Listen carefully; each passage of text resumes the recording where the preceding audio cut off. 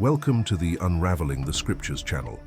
According to tradition, Moses is believed to have been the author of some of the oldest and most sacred texts in Scripture.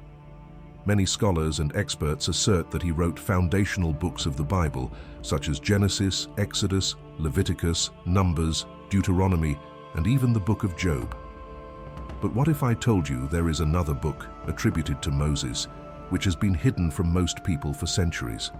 A mysterious book whose ancient copies were discovered alongside the Dead Sea Scrolls, the oldest known record of the Bible. This book is known as the Book of Jubilees. In this video, we'll explore the enigmatic Book of Jubilees. Could it be a lost book of the Bible? Let's uncover why it was excluded from the Scriptures and the ancient truth it still holds. Why the Book of Jubilees was banned, the hidden, ancient truth revealed. Moses is traditionally considered the author of about 6 books of the Bible, according to prevailing knowledge today. However, there is a fascinating interpretation suggesting that he, in fact, may have written 7 books. This theory parallels the creation of the world. Just as God created the world in 6 days and rested on the 7th, Moses may also have a work of rest, a 7th book known in ancient Jewish tradition as the Book of Jubilees. This text is often called the Little Genesis or Lesser Genesis, Leptogenesis, as it includes facts, curiosities, and mysteries absent from the Book of Genesis. The Book of Jubilees is an ancient Jewish work with approximately 50 chapters and 1,341 verses. This book is considered canonical by the Ethiopian Orthodox Church and the Beta Israel, the Ethiopian Jews. In Ethiopian tradition, the Book of Jubilees is called the Book of Division and is preserved in Ge'ez, a Cushitic Semitic language descended from the language of Cush, one of the oldest liturgical languages of Ethiopia. This unique text deepens the understanding of creation accounts and other early biblical events, providing a perspective that broadens the narratives found in Genesis, exploring elements of Jewish history and cosmology in detail. In the time of Christ and the centuries before, the Book of Jubilees was widely read and respected by Jews, rabbis, teachers, and doctors of the law, who frequently referenced it in debates and teachings. Although contemporary Judaism does not recognize it as canonical, the Book of Jubilees maintains its sacred status among Ethiopian Jews, known as Beta Israel, whose tradition preserves this work as an essential part of their spiritual and cultural heritage. Among early Christians and throughout the period of early Christianity, the Book of Jubilees was also well known and frequently cited. Various ancient authors referred to it, such as Epiphanius, Justin Martyr, Origen, Diodorus of Tarsus, Isidore of Alexandria, and George Cedrenus, among other scholars. These early Christians viewed the Book of Jubilees as a complement to biblical texts, particularly Genesis and Exodus, using it to reinforce their arguments, highlighting essential aspects of Jewish tradition. In that context, it was regarded by many as a canonical text, a reliable source that helped provide depth and continuity to the biblical narrative. Additionally, the Book of Jubilees was valued by several Jewish communities of the time, including the Qumran community near the Dead Sea. Fragments of this book were found among the famous Dead Sea Scrolls, indicating that this work was highly relevant and widely disseminated. Curiously, despite its importance, no complete version of the book has survived in Greek or Latin, languages in which it is believed to have circulated in antiquity. The only complete version of the Book of Jubilees available today has been preserved in Ge'ez, the ancient Ethiopian language, reinforcing the deep connection of this text with Ethiopian religious tradition and its importance in the history of sacred literature. With the discoveries made in the Qumran cave among the Dead Sea Scrolls, we now know that the Book of Jubilees is over 2,200 years old and was used by Jews from the time of Christ and earlier, as well as by early Christians. Before the discovery of the Dead Sea Scrolls, the only complete version available was the Ethiopian version in Ge'ez, which proved to be an extremely reliable copy. By comparing this Ge'ez version with the fragments found at Qumran, a remarkable fidelity was observed between them, with no significant alterations. Thus, The Ethiopian version was confirmed as an accurate translation of the ancient text.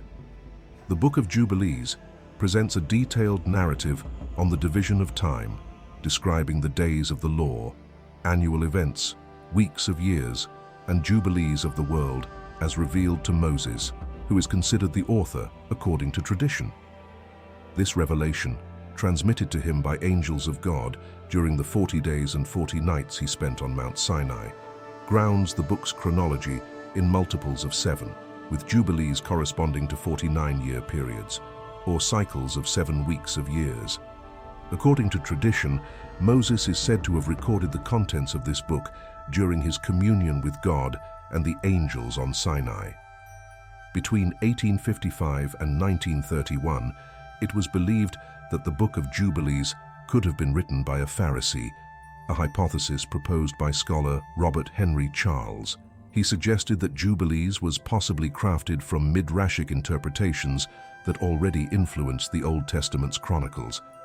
However, with the Qumran discoveries in 1947, the theory that a Pharisee authored the Book of Jubilees was completely discarded, as the text's content is considered much older, dating to approximately 200 years before Christ. The question of the Book of Jubilees dating has posed a challenge for scholars, as various dates have been proposed based on handwriting analysis. Some experts suggest a dating around 100 years before Christ, while others point to 150, 180, or even 200 years before that same era. Today, there is a consensus among some researchers that the Book of Jubilees is a copy of an even older text, possibly dating back 2,200 years, reaching back to the period of Babylon or the Persian Empire. This copy is viewed as a version of an original document that would have been written by Moses, thus establishing a direct link to the time of its authorship.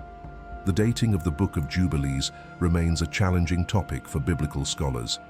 The oldest copies of the book, based on handwriting analysis, are attributed to periods between 200 and 150 years before Christ. However, thanks to the Dead Sea Scrolls, we know that the dating of the copy we currently possess is entirely consistent with the Ethiopian copy and the oldest version found among the Dead Sea manuscripts, dated to 200 years before Christ, approximately 2,200 years ago. Surprisingly, an even older copy of the Book of Jubilees, dated between 600 and 700 years before Christ, was also discovered. This positions the text as one of the oldest records of Jewish traditions, highlighting its historical relevance and long-standing presence within the religious and cultural context. An interesting curiosity about the Book of Jubilees is that it makes several mentions of the Book of Enoch, recognizing the latter as one of the oldest records, dating back approximately 300 years before Christ.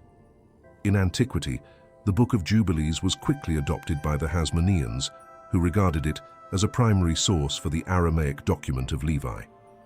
The text of the Book of Jubilees mentions 4 classes of angels: the angels of presence, the angels of sanctification, the guardian angels who protect individuals, and the angels who govern natural phenomena.